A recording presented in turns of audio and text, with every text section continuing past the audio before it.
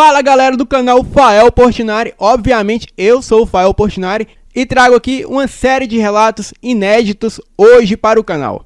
E para quem não sabe da novidade, tropa, eu trouxe o canal Elite Oculta de volta. Porém, eu só vou ficar por aqui mesmo, no canal Fael Portinari, narrando os relatos aqui. Para o canal Elite Oculta, eu convidei uma grande youtuber famosa chamada Viviane. Ela vai estar gravando relatos todos os dias no canal Elite Oculta. Mas, obviamente, eu preciso da aprovação de vocês. Então, o primeiro relato eu decidi colocar aqui no meu canal Fael Portinari, que vocês vão ouvir agora e vão me dar o feedback, o que vocês acharam da narração da Viviane. Ela só vai narrar vídeo no canal Elite Oculta. E aqui no canal Fael Portinari, continuarei eu a narrar os vídeos aqui todos os dias. Mas eu quero o feedback de vocês aqui nos comentários. O que vocês acharam da narração dela e se vocês aprovam ela lá no canal Elite Oculta, combinado? Eu posso afirmar que ela é tão boa quanto a Ana do Assombrado e a Leandra do canal Leandra Carla. E vocês não vão se arrepender com a narração dela de relatos inéditos todos os dias lá no canal Elite Oculta. E o canal Elite Oculta, ele tá aqui na descrição do vídeo. Você que não se inscreveu, se inscreva agora. E tem o canal aqui também no card acima. Só você clicar aqui, ó. Clica e já vai direto para o canal Elite Oculta. Então, vamos para o nosso primeiro relato.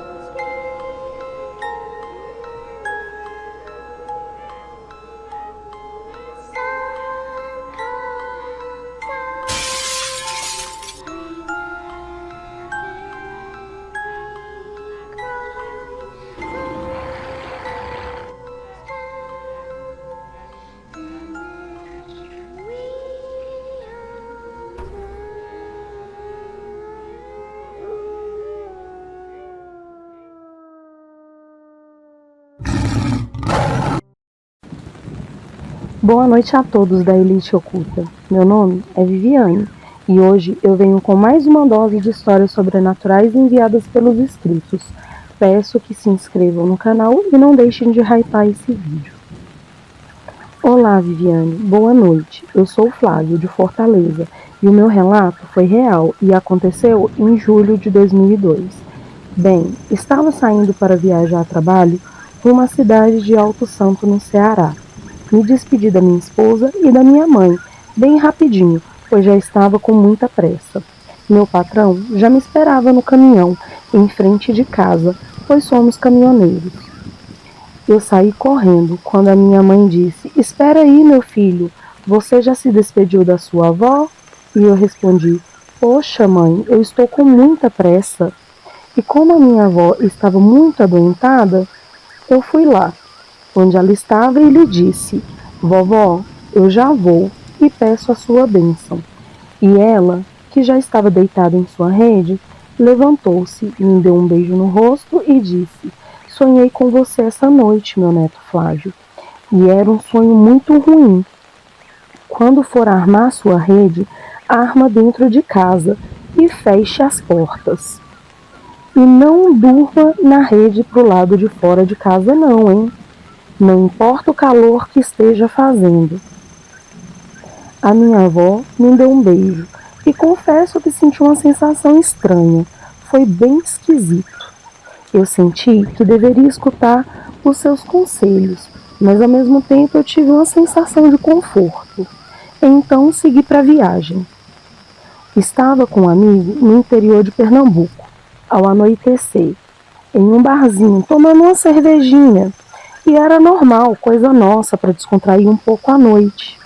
Cerveja vai, cerveja vem, mas na realidade tomamos somente umas 5 cervejas, porque no dia seguinte nós iríamos bem cedo para outra cidade. Então, fomos para a casa desse amigo, e lá estava muito quente. Então, eu armei a minha rede no pé de manga, que ficava no quintal da casa. O calor lá dentro estava insuportável. Ali fora estava muito fresco, estava bem agradável, e aí eu consegui dormir tranquilamente, quando por volta de 1 hora da manhã eu acordei com uma sensação muito estranha. Foi quando tive a impressão de avistar 2 olhos vermelhos na escuridão perto da mata, mas instantaneamente eles sumiram. Desde então, eu não consegui dormir direito. Daí, eu lembrei do que minha avó falou: não durma na rede pelo lado de fora da casa. Depois de lembrar das palavras dela, ficou impossível dormir ali. Então, me levantei e fui para dentro da casa do meu amigo. Mas como lá dentro estava muito calor, eu não levei o cobertor, deixei ele fora mesmo na rede. Levei somente o travesseiro. A porta da casa estava aberta, mas assim que entrei, tranquei tudo e me certifiquei de estar bem fechado. Deitei em uma rede que tinha em dos quartos e ali finalmente consegui pegar no sono. De madrugada, o meu amigo me acordou muito assustado, me perguntando se eu estava ouvindo aquilo lá fora. Eu, meio sonolento, não dei muita atenção, mas dava para ouvir fortes rosnados e urros. Mas eu achei que fosse algum cachorro, então logo voltei a dormir. Eu estava muito cansado. Acordei bem cedinho, assim que amanheceu. Já tinha até esquecido desse assunto. Quando eu e o meu amigo saímos lá fora, no quintal, para nossa surpresa, a rede que estava armada no pé de manga e o cobertor que estava dentro dela estavam completamente despedaçados, aos trapos mesmo, como se algum animal muito feroz tivesse rasgado tudo nos dentes. E também vimos pegadas por volta da casa. Pareciam bastante com pegadas de cachorro, porém eram 5 vezes maiores do que a pata de um cão. Era como se a coisa andasse de 2 patas e não de 4 patas igual um cachorro. Perguntei ao meu amigo o que era aquilo. Eu estava incrédulo com o que estava vendo diante dos meus olhos. E ele também estava muito assustado e me disse que era um lobisomem e que pelo estrago ele já estava de olho em mim há algum tempo, que se eu tivesse dormido lá fora, eu não estaria ali naquele momento conversando com ele. Eu liguei para o meu patrão, que logo chegou com o caminhão e demos-o fora daquela cidade. Agradeço muito a minha avó por ter salvo a minha vida com seus conselhos. Bem, hoje ela é falecida, mas jamais esquecerei dela e dedico esse relato a ela.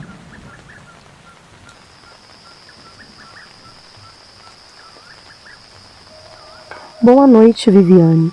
Eu me chamo João e moro em um sítio no interior do Paraná, com a minha família.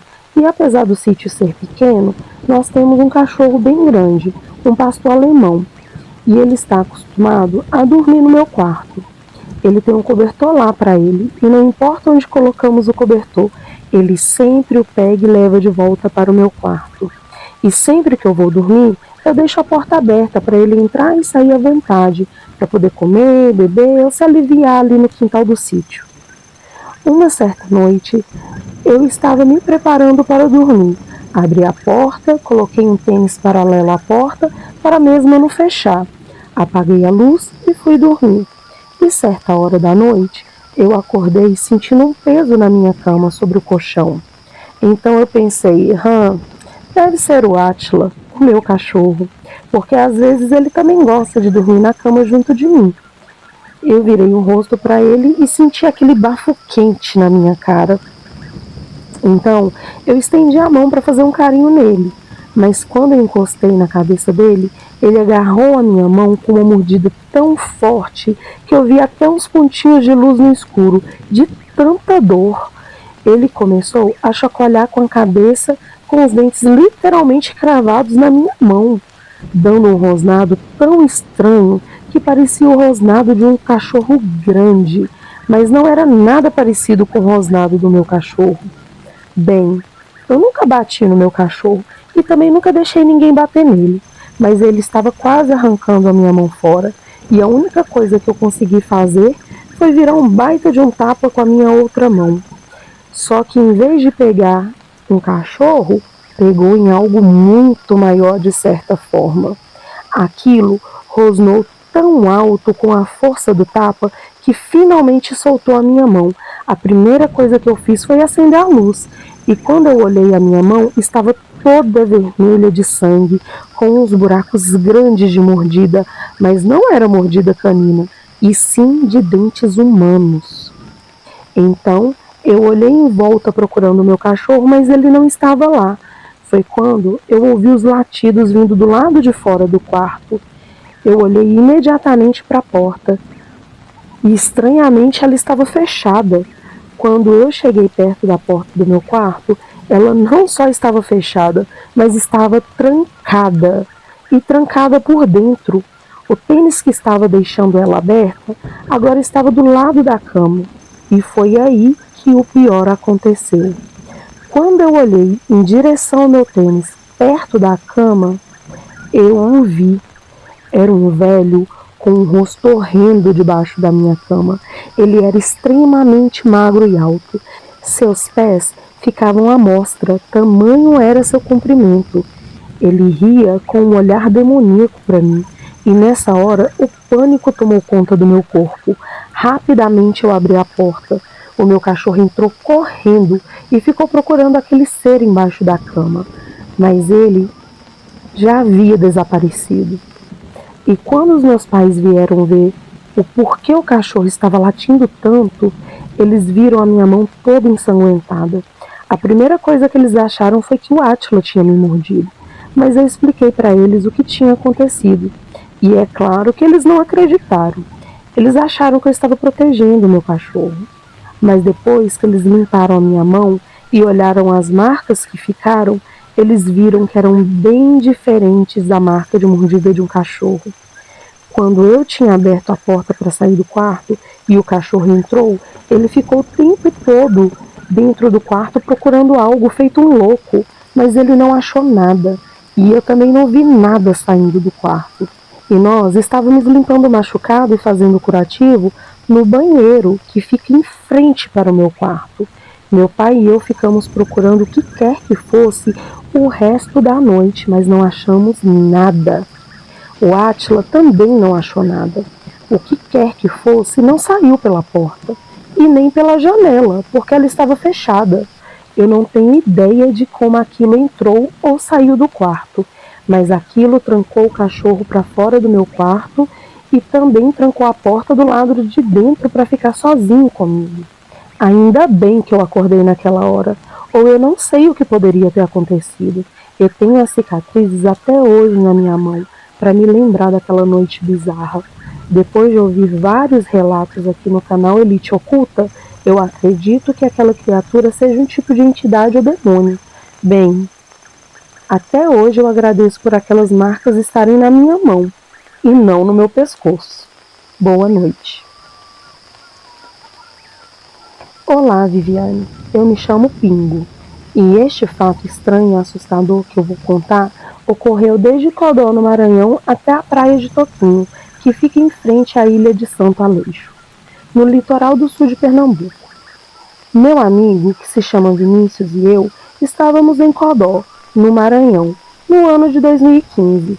Estávamos lá para uma limpeza espiritual com uma mãe de santo.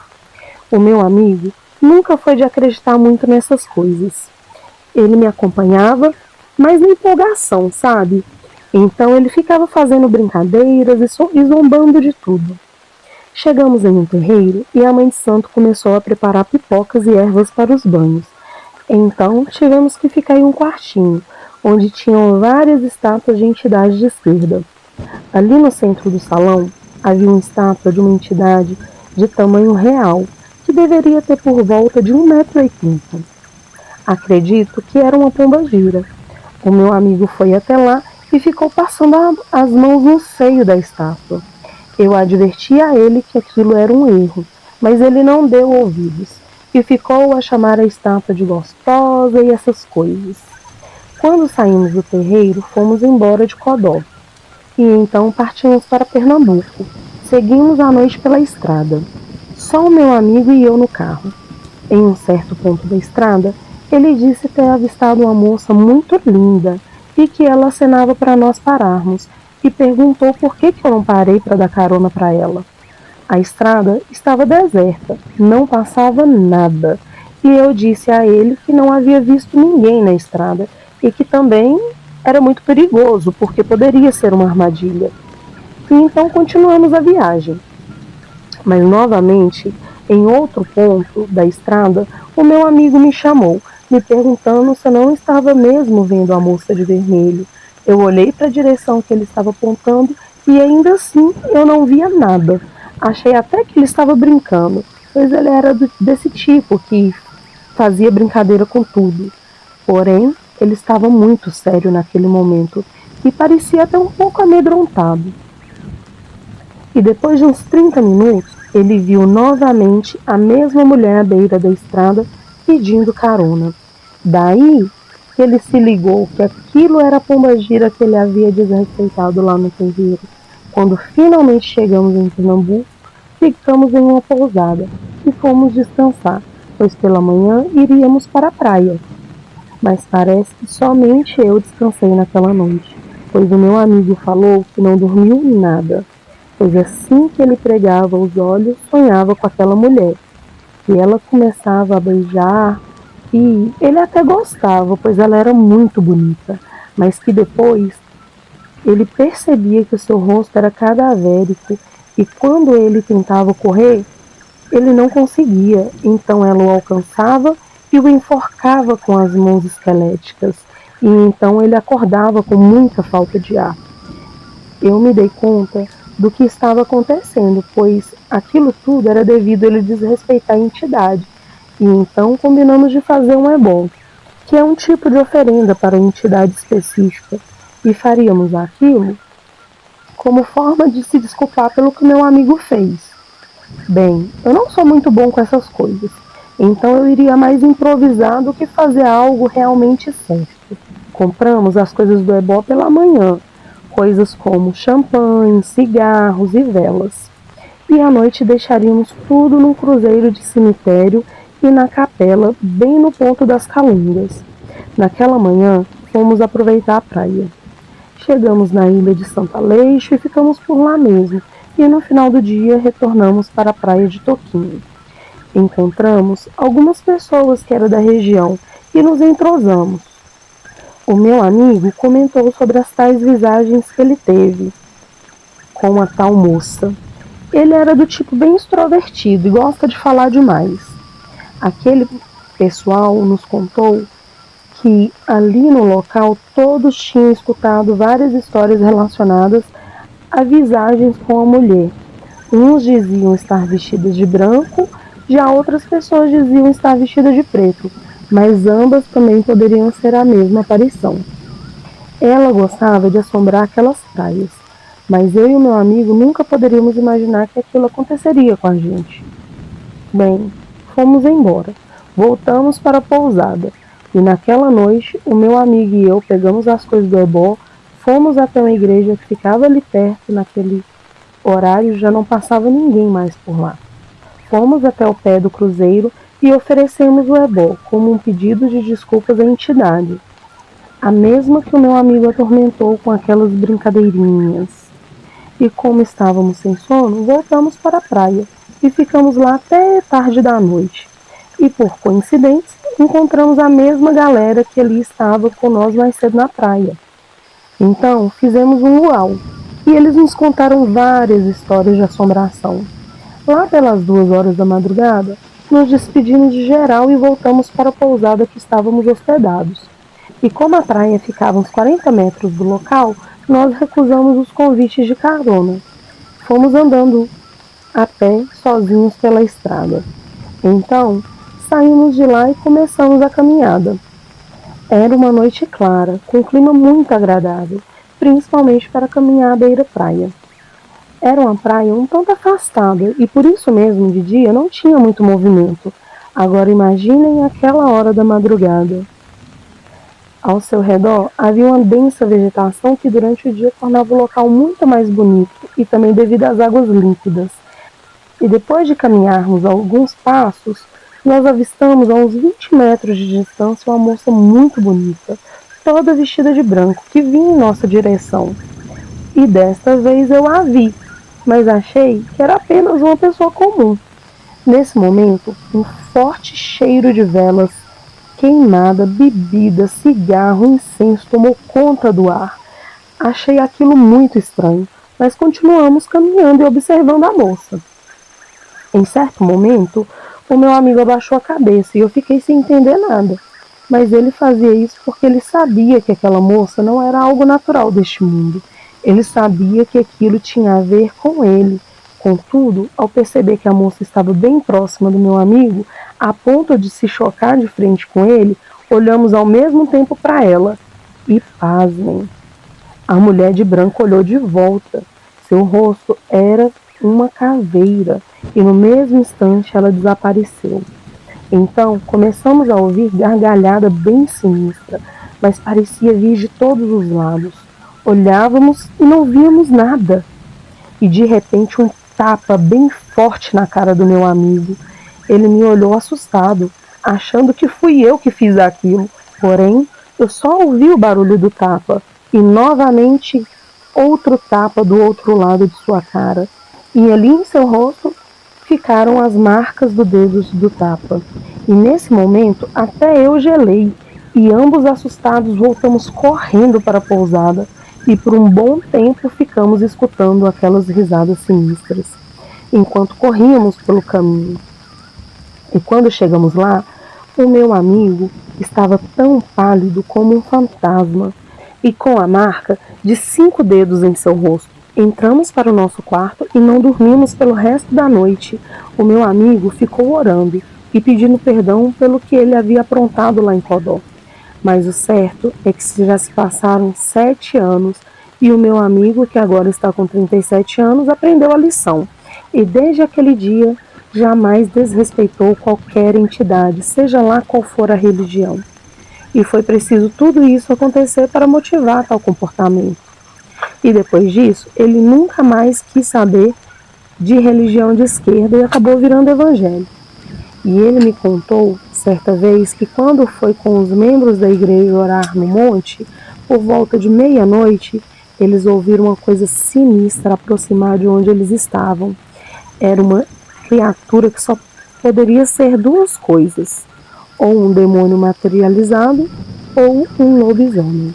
Todos que estavam ali no monte viam os olhos dele e ouviam rosnar. O pastor pediu que ninguém olhasse para a criatura e que todos ficassem de mão dadas orando.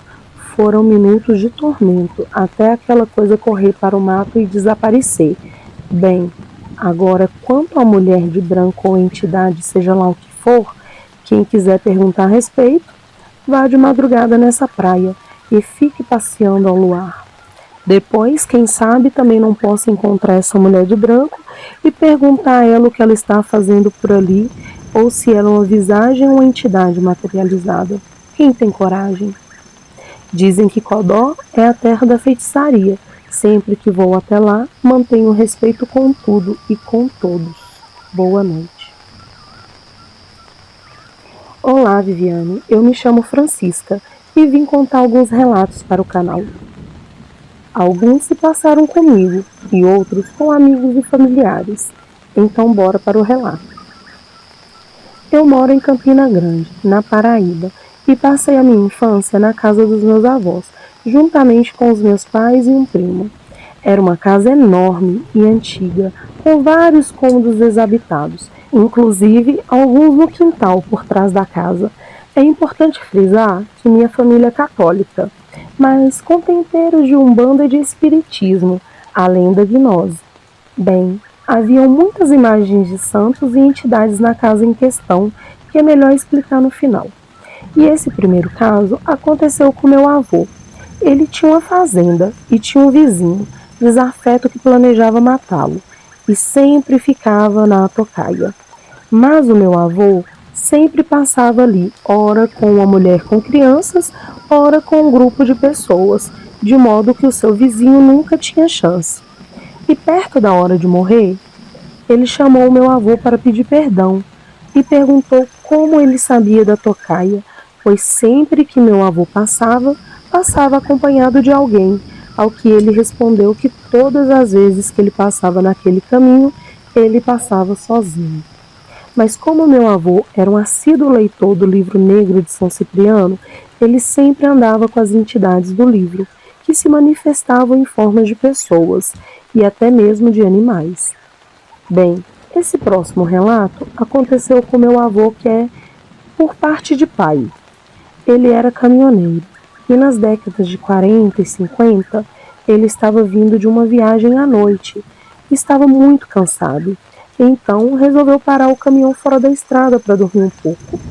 E quando já estava acomodado, ele viu alguém bater na janela do caminhão. E quando foi olhar, era um amigo dele que havia falecido há algum tempo. Ele ficou apavorado. E o amigo dele disse que ele fosse embora dali imediatamente. Ele não contou conversa, ligou o caminhão e foi embora. E depois, quando ele chegou em uma cidade, ele soube que haviam matado um caminhoneiro no mesmo local em que ele estava ali parado. E isso aconteceu pouco tempo depois que ele saiu.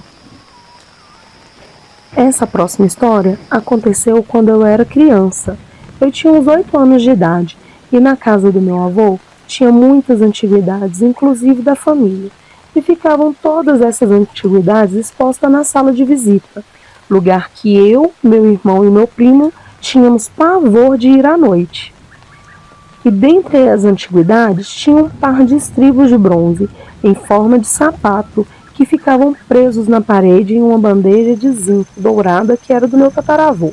Uma noite, eu não sei o porquê, eu fui na sala de visitas, que ficava no fim do corredor, uns 10 metros da sala de jantar, onde estavam mais pessoas. E ao chegar na sala, eu me arrepiei toda. Uma pessoa deitada no sofá que estava coberta até a cabeça com um cobertor de lã cinza e calçando os estribos. Eu corri na mesma hora, voltando em seguida com mais algumas pessoas para constatar que não tinha ninguém lá e que os estribos estavam na parede, no mesmo canto que deveriam estar, bem ao lado dessa sala de visitas. Tinha um outro corredor que dava para o quarto dos meus avós. Esse quarto tinha 2 banheiros, sendo que um era desativado, pois era um banheiro antigo e enorme, tinha uns 2 metros por 5 metros. E esse banheiro era usado como depósito, que também era onde minha avó colocava as imagens de santos e das entidades, e onde ficava permanentemente acesa uma vela de 7 dias. Durante a noite, o meu primo, que estava sozinho na cama da minha avó, começou a ficar com muito medo. E na época ele tinha uns 8 anos de idade. E então ele começou a gritar pela minha avó. E foi quando ele ouviu uma voz grossa vindo de dentro daquele banheiro, dizendo o seguinte: "Espera aí que eu vou te pegar." Ele disparou de dentro do quarto para a sala de jantar chorando. Então, quando fomos ao banheiro, estava totalmente vazio. Meu irmão e o meu primo sempre viam mãos brancas e pretas aparecendo na sala de visitas, e sombras de cabeças no quintal onde não havia ninguém. Uma noite, um incêndio no banheiro, causado pela vela de 7 dias, destruiu todas as imagens que haviam lá, e hoje não vemos mais nada. Mas ainda me lembro daquelas coisas. E o último relato que se passou comigo aconteceu alguns meses atrás. Eu fui a um leilão com uma amiga, onde haviam várias coisas a serem leiloadas. E vendo todos os itens, eu acabei me apaixonando por uma cadeira de balanço antiga. E com um pouco de esforço, eu consegui comprar essa cadeira. Eu a coloquei na sala da minha casa. Em uma noite, eu acordei com sede e meio sonolento eu fui para a cozinha pegar um copo d'água ou um suco. E quando eu passei pela sala, bem, eu não costumo acender nenhuma luz quando acordo, para não perder o sono, mas eu tenho certeza que eu vi alguém na cadeira. Achei que era o meu marido sentado no escuro pensando em algo talvez. Eu fui até a cozinha, acendi uma luz, tomei um copo de suco de laranja, apaguei a luz e voltei para o quarto. E quando eu passei para a sala, eu olhei para a cadeira e o meu marido ainda estava lá. Eu falei: "Vem dormir, amor, já está tarde, vem beber." E fui para o quarto.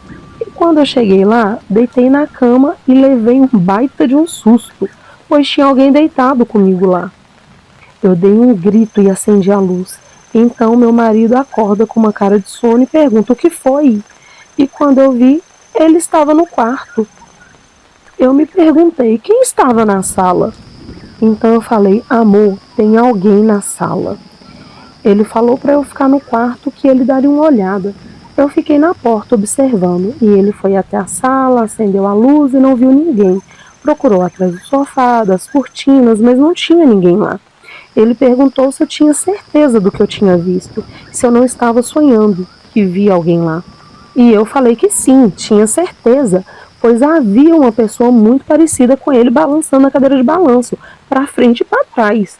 Ele olhou tudo de novo e foi ver as portas e as janelas, mas estava tudo fechado e trancado. Então ele voltou resmungando que eu estava sonhando, mas eu tenho certeza que tinha visto alguém sentado naquela cadeira de balanço, se balançando para frente e para trás.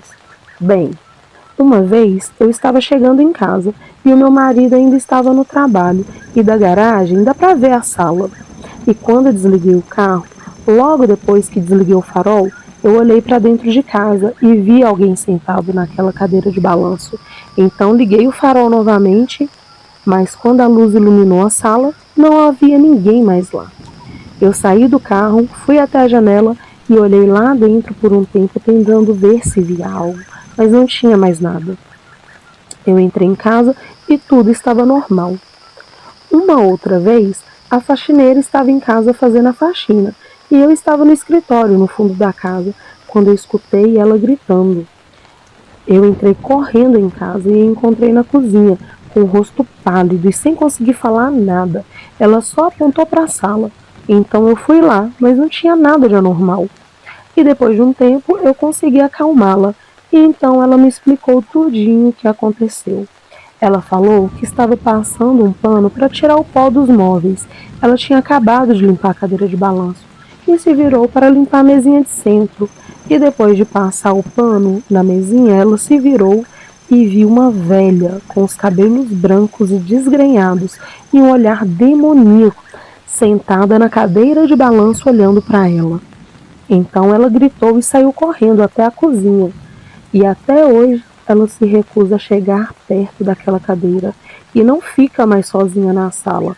Ela só entra lá se tiver mais alguém com ela. Bem, eu nunca vi essa velha sentada na cadeira de balanço com muita clareza, somente o vulto dela. Então eu não sei como ela é, mas eu imagino que seja um fantasma do antigo dono da cadeira, ou talvez um demônio que veio junto quando eu a comprei.